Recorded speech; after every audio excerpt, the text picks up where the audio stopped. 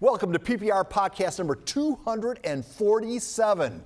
My name is Rudy, but the star of the podcast sits to my right. Bert Grossman. You are Bert, a mess today.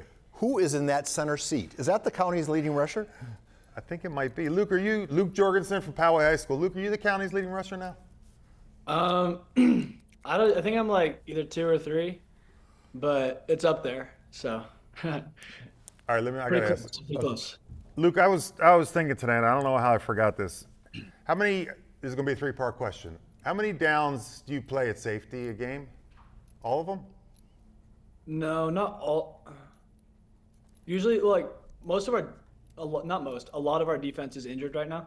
So lately, it's been a lot more. Like maybe, I don't know, a third of the downs. So should you be in the conversation for two-way player of the year that we keep forgetting? Because your teammate gets all the two-way attention. yeah, Clifford. I mean, I'm thinking maybe it should be you. I mean, I wouldn't complain. I think he's a little better two-way than I am, but like I do play defense sometimes.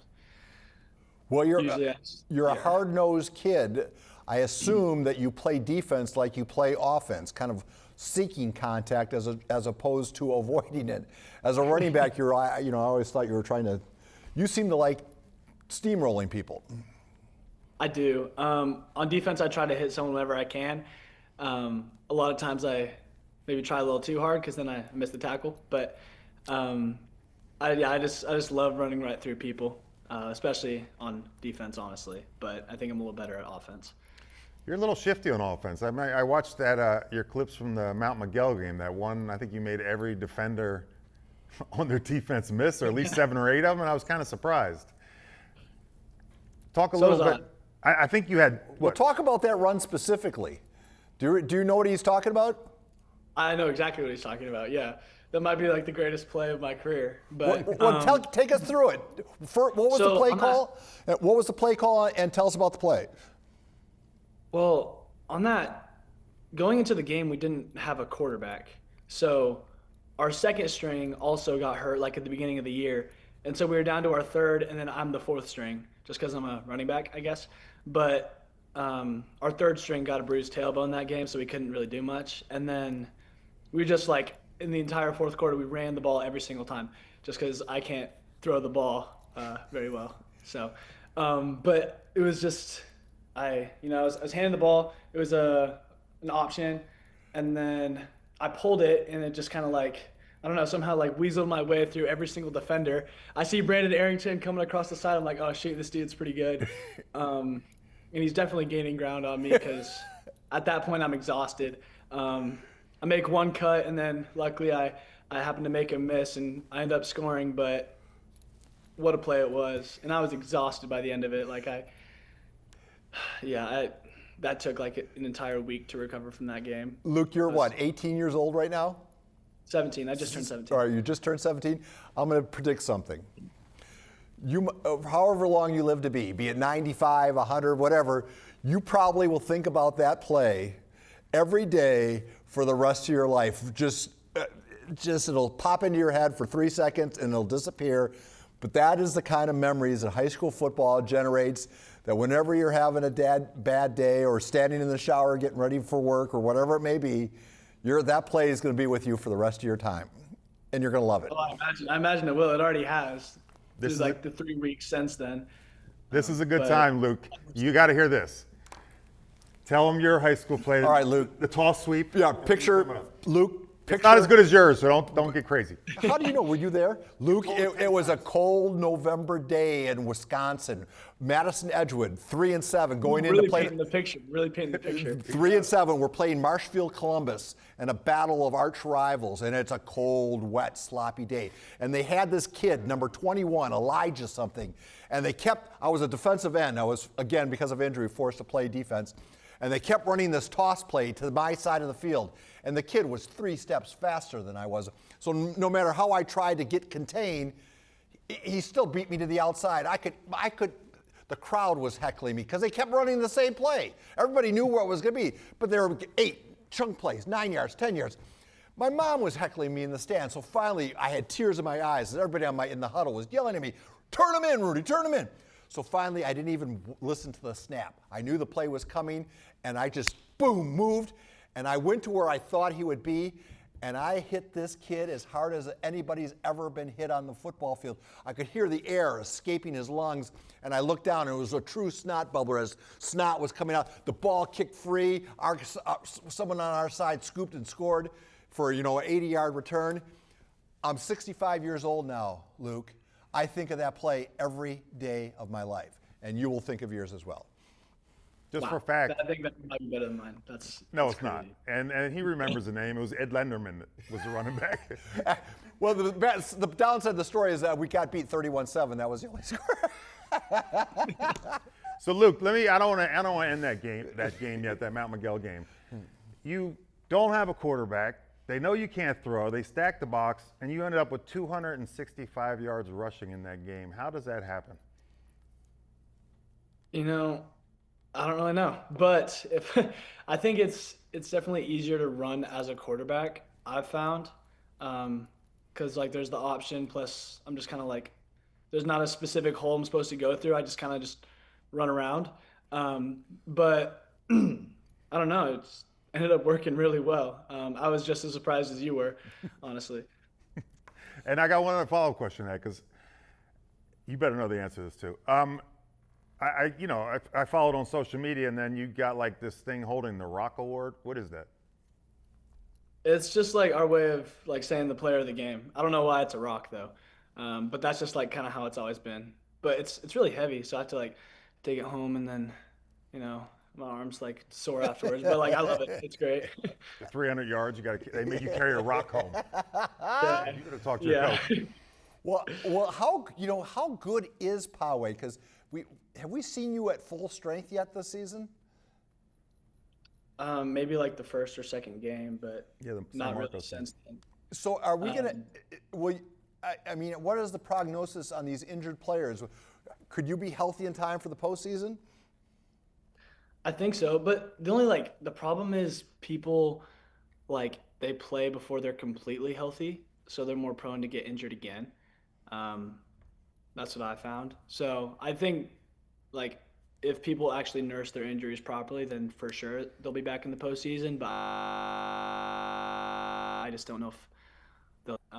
We'll have Noah back. I think he got injured again. It's his same ankle.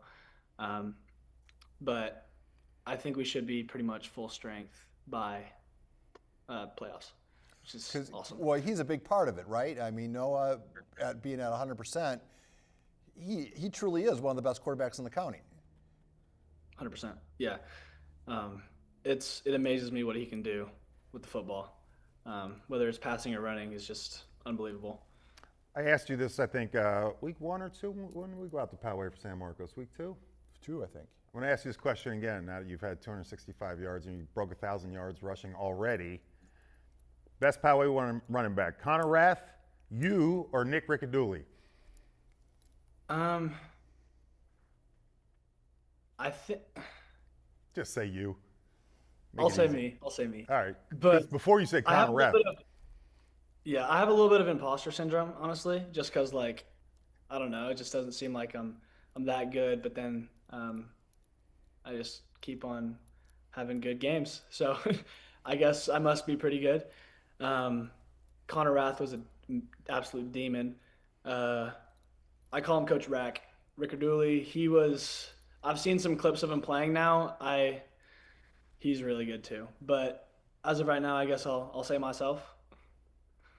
You know what's so weird is How do you have imposter syndrome after watching that play you watched, the Mount Miguel, every guy missing? How do you have imposter syndrome after that? I don't know. I mean, it's hard to explain it. It's just kind of it's weird that it's me that is experiencing this, and I feel like I have to pinch myself because it doesn't seem like it's real, but it's awesome, and I'm super grateful for it. The amazing year that we're having, but I don't know. It just doesn't seem real. One more, Paul Holt. sure. Is the imposter syndrome, because that's crazy to me, is that the same when you play volleyball and basketball too, or is it just football? Football, because I'm not as leaned on in volleyball. I don't really even play in basketball. I'm just on the team. But volleyball, I'm just like kind of, you know, a part of the team. I don't really get most of the like carries or sets or whatever. Um, but football, it's I have to do a lot of work. Well, I want to talk about your volleyball career. How did that happen? When did you realize you could play that sport? Uh, does that mean you have some hops? You can jump? I like to think so. I can't really dunk because my hands aren't that big, so I can't pummel a ball. But I get consistently high enough. But honestly, like in our family, we've always kind of just been a volleyball family. All my brothers have played. My dad played. Um, my sisters were more of like soccer and lacrosse, but my mom played. It's just like something we've always done. But it's super fun. I love practices, love games, love the people. It's just all around a great community, great time. Is that what's that like for you? Is it easy transition? Because you go from being the absolute guy, one of the top guys in the county in football, and then you go to basketball and you sit on the bench. Is that hard for you? Not really, because um, it was me and I don't know if you remember Ty Hurst. Yeah. Yeah, he was a good quarterback last year. Me and him would both ride the bench in basketball last year, and it was just like I loved every second of it. It was so fun, just chilling with Ty on the bench, like getting hyped for our teammates when we weren't really doing anything. But um, it was just such a great time. Uh, Even though I wasn't playing, I don't really need to play in order to have fun. So Paul can relate to your basketball career pretty much, is what he's saying. Well, I find that rather refreshing, Luke. I do too. You know, the fact that you're the stud on the football field, you just assume that you want the reps on the basketball court, and the fact that you're able to be a good teammate, I think that speaks volumes to your character, son. You know, Thank you. most people can't make that trend. You know, most people would just walk. Yeah, they can't handle Yeah. it. You know, they can't handle being not the focus. I know how that feels. All right, Luke, I got another question, and I heard this in an interview, and I was disgusted, appalled, I don't even know the word, shocked. Is your pregame song a Katy Perry song for Oh real? no. Yeah, it is. How? It is. Well, like a lot of my team, they like listen to rap and whatnot, and like I'll listen to Eminem or Juice World or something like that, but that's not really what gets me fired up. Katy Perry does. Okay. Katy Perry does. There's nothing like white girl music. It's unmatched, and I can't really explain like why it is. It just kind of like it gets me going. So Whether what it's song Katy is it? Perry or Kesha, I don't really know, but I love it. What song? What song is it? I Kissed a Girl? No, it's usually either Teenage Dream or Last Friday Night. Oh my God. All right. We have to Yeah, call I know. this I know. interview. It sounds know. bad, but like Luke, we have to call this short. Come on. We're going to find somebody else for this. You're off the podium now. Yeah, is Clifford available? Can he finish the Well, that's, Oh, you know, she's seen somebody now. She's seen the Prime Minister, Trudeau. Trudeau, isn't she? Yeah. So, I did yeah. not know that. Yeah, so I don't even know what to say right now. All right, I want to. That kind of just ruined the whole interview. Luke, I that's all right. cannot believe this. I like the fact that you got the. You're honest. Yeah, you're honest. You're honest. White girl music you like. Yeah. All right. That's good. So no Taylor Swift. You don't like her, Not as much. but you Honestly. do like Most her. of her music sounds the same to me. But you do like her. I like her old music, like the country phase of Taylor Swift, No. but none of the new stuff. Oh my goodness. Oh. What was I going to say? Luke. Playing at Poway. Hold up. You're the third best running back at Poway now. After that. Yeah. Well, you know what's cool about that, bringing up the generational thing? Our show's been around for 27 years now. Rickadooley was a stud player that we featured on the Prep Pigskin Report, and now He's your coach. he's coaching kids that are on the Prep Pigskin Report. It's. Do you ever see the PPR? Are you familiar with it? Yeah, for sure. Why do we ask I've seen, everybody? like, even Well, the old because clips. not everybody watches TV anymore. That's true. That's true. That's about the only like thing on TV that I actually watch is the PPR. Well, I appreciate that, but it's a show designed for you guys. But I think most of you guys consume it now via social media. But generationally, it's kind of neat. Maybe one day you'll have kids playing on the PPR. What is your goal after Poway? Do you want to keep playing sports at college? I'm excited about the idea of college football. I haven't really fully decided yet. I don't really want to like close any doors either way. But I guess we'll see like how much college attention I end up getting. But also I want to serve a mission, and that would be after like my first year of college, and that would be for 2 years. So I'm excited for that. So does that make you then? What would that with BYU? Is that something you'd be looking at, or those kind of schools? BYU is the main goal. It's not like, it's a mission, and college football isn't mutually exclusive. So BYU wouldn't be the only option, but it's my favorite school I'm looking into right now. Didn't Clifford's older brother go to BYU? Yeah, yeah. What was his name again? David. David, that's right. He went 2 years ago. Is he still there? He's on a mission right now, actually. I think he's in like Minnesota or something. So how does that work? Do you start playing and then go on a mission, or do you go on the mission right away and then come back and then resume your college career? How does it work? Well, what he did was he did a year of college. I think he redshirted, and then he went on a mission, and he'll come back afterwards. But you can go right out of high school. It doesn't really matter what time you go. You just have to be like at least 18. So explain to me that calling. If you could have your pick of missionary assignments, what would it be? I think it'd be super cool to go to like an island like Tonga or Tahiti or something. I think the people are super cool there, and then also the weather would be nice. So I don't really care where I go, honestly, but that would probably be my favorite place. And is that for your own personal development?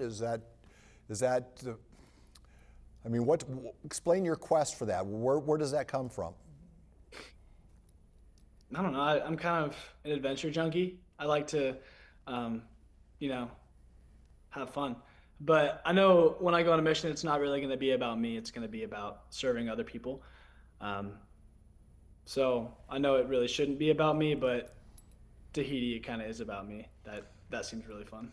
Well, having gone to college, I feel like had I gone a little later in life, I would have been a far better student. I think college sometimes is wasted on people who aren't mature enough to benefit the most from it. I honestly think there should be a 2-year national service requirement for everybody graduating high school. I think we'd be a better nation for it as far as our youth are concerned. Okay, this is worse than Katy Perry right now. So you have to go Why? 2 years of service. No, 2 years. It doesn't have to be military service, but some sort of service of serving others. I mean, I think we're such a me first, me. We get so trapped up in me that we forget it's actually we, all the way home. No, hey, that was actually very profound. Don't you agree? No, with it was profound. It was profound. Sorry, I got distracted. Yeah, but wasn't it? Isn't that the truth? I mean, I assume you see it the same way I do. I do, for sure. Yeah, that's why I'm doing it, because You wouldn't be doing it if you didn't agree with me. All right, Luke, back to football. I always have a question. Poway, you guys get good crowds. You get, great attendance, student section, but it's such a wrestling school to everybody. What is the king sport there? Is it football or is it wrestling? Who's more popular, the football players or the wrestlers? Football players, for sure, I think. The wrestlers, they kind of they're all friends with themselves, and they don't really branch out all that much. I mean, you'll have a few outliers, but for the most part, they don't really reach out, because people come from all over to wrestle at Poway, so they don't actually live in Poway. But the other kids, they have all grown up together, if that makes sense. Well, plus the demands of their sport, that creates kind of for lack of a better word, and please don't crucify, but a cult. I mean, they're like a brotherhood inside the enrollment there, are they not? I mean, they have to count peas and do things that you don't. As far as eating, the guys have to cut weight and stuff like that. They're at a whole different level of physical exertion, are they not? Oh, they definitely are. It's I think of it as football, but on steroids. It's just takes up so much time. It's a lot harder, I think. But I think they're a lot closer. So it makes sense that they hang out Well, with it's each kind other. of like mutual suffering. They all have to endure. We had Noah on this podcast. Oh yeah, I was going to bring that up. And he made the mistake of saying that he thought he could 185. he could win at 185 against, and boy, you should see some of the emails I've got saying, tell Noah to come any day he wants to. do you think he was just speaking out of the, do you think he was being funny, or do you think he honestly thinks he could hold his own at 185? I think Noah thinks he can. Yeah, exactly. I don't think he can, but I think Noah thinks he can. Plus 185, he's not 185 pounds. He's a little thicker than that. But Well, if he got He'd hyped be up on good. Katy Perry, he might be able to do it. that's true. So you never know. Luke, all right, even if he's, say Noah's what do you think what Noah goes at? 190? How heavy is he? Like 195 maybe. All right, 200. I would spot him the 10 pounds take Poway's 185 guy without even knowing who it is. I would take and I would still 145. bet my house. Okay, let's even go down to what? 145. I think he would have trouble. Those guys are different. Yeah, I think he underestimates just how good wrestlers at Poway are. They're a different breed, honestly. They're like built for wrestling, and it's like their thing. That's like all they do. They're not just California champs; they're national champs in some cases. Yeah. I mean, they're the best of the best. Well, I'll give you an example. I'm at Pitt, all right? I'm starting DN. I was probably 250 then. The kid next to me in the dorm is the starting 145 on the wrestling team at Pitt. He's two-time national champion. He's the head coach of Lehigh now, which is a big wrestling school, and he would dog walk me every time we'd mess around. And I gave him 100-pound advantage probably, and it wasn't even close. You couldn't. No. And you were a stud athlete. Yeah, and it didn't matter. We always do it in the hallway. Always can't avoid the takedown. Boy, I meant to send all those emails to Noah because I got a bunch.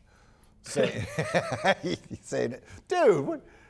All right, so hey. Wait, I got one more question. Okay. I read somewhere you didn't play youth football. You just started when you got to high school, right? Is that true? I didn't. I played in 8th grade, but other than that, not really. No. But it was Coach Weddle, Eric Weddle. He was the head coach of my Pop Warner team, and my dad was the defensive end coach. And so I came out to 8th grade Pop Warner at RB, and then I don't know. We were family friends with them, so we just came out, and then we actually helped Eric Weddle get his first ring before his Super Bowl ring. So a little bit proud of that, but. Well, you bring that up because is RB your natural rival? Yeah, I mean, it's like kind of complicated because like, yeah, we're rivals, but I'm like friends with a lot of people at that school, which makes it that much more fun to play against them. But like, I want to beat them whenever I play them, but like, I want them to do well when they play against other people. If that makes sense. All right, say you had a PPR balance. I think it's no surprise if Clifford and Gage Weddle both end up in the best two-way player category. Which way are you casting that vote? Who's the better two-way player, your guy or the Bronco? Spot. That's hard. I would say James, honestly.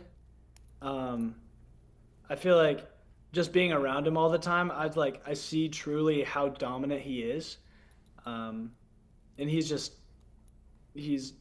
a menace on the field. I don't know if you all saw that like El Camino game. He got a touchdown, almost a pick six, and like a blocked field goal for a touchdown, like and a sack. Like this dude's just unstoppable. He's 6'7" and like I don't know, like 230. I don't know. He's crazy. Gage is really good too, though. I don't know. Plus, James is a senior, so I think you might have to take that into account too. And then, one other question, because I probably won't get a chance to talk to you before the gala. Zamar Reese, the kid from San Marcos, who had a pretty big night against everybody. Yeah, everybody. Is he in your vote? If you had a vote, would you put him on the Silver Pigskin podium for Player of the Year? I haven't seen him play that much. I mean, like I've heard his name a lot, and I remember him playing against us, and that dude was crazy. Um, I might say yeah, either him or he was like he'd be either on it or like right up there, like one of the contenders. But in the fan vote. for sure, he's really good. I think yeah. Yeah, I remember seeing James Clifford in that game, and he got double teamed the whole time, and he was still pressuring the quarterback. I was impressed by him. Yeah, I don't think you use him enough as tight end. No one needs to throw to him more. I agree. Tight end. That's what coach too. All right, well, young man, let's wrap it up with this question. Best piece of advice you've ever received. What is it? Who gave it to you? About anything or about football? Anything. Okay. Actually, my dad, I wrote it down because it was so good. My dad gave me some advice yesterday, I think. Okay. He says, in relationships, everyone likes to talk about themselves. So ask about them and then ask follow-up questions, and then it strengthens the relationship, and then makes people like you more. I got one that could trump that. Okay, You want to hear it? let's hear it. This is going to be your best advice there. Get some new warm-up music. That's my advice to you. Can I just go? That is an excellent piece of advice from your father, especially in the dating world right now. When you're on a date, especially on a first date, you should be inquisitive and asking questions and not talking. Like when I first met you, now it wasn't a date, but all you did was want to talk about you. It was kind of a date. Yeah. I mean, we met on Grindr, so it had to be a date. All right, young man, you've been a delight. I knew you would be a great interview, and Bert, great setup. I wish you nothing but health, happiness, both in your academic career, your athletic career, and your missionary career. And I hope this is not the last time we chat. And I know we'll see you at the gala, because I guarantee you're going to be up for something. I just What do you don't know need what. pictures of? Luke, good. it was an honor to speak with you. I wish you nothing but success, young man, and I'll see you down Thank the you road. so much. Thank you, Luke. Okay. See you All guys. right, PPR podcast 247 is over. Turn off the machines.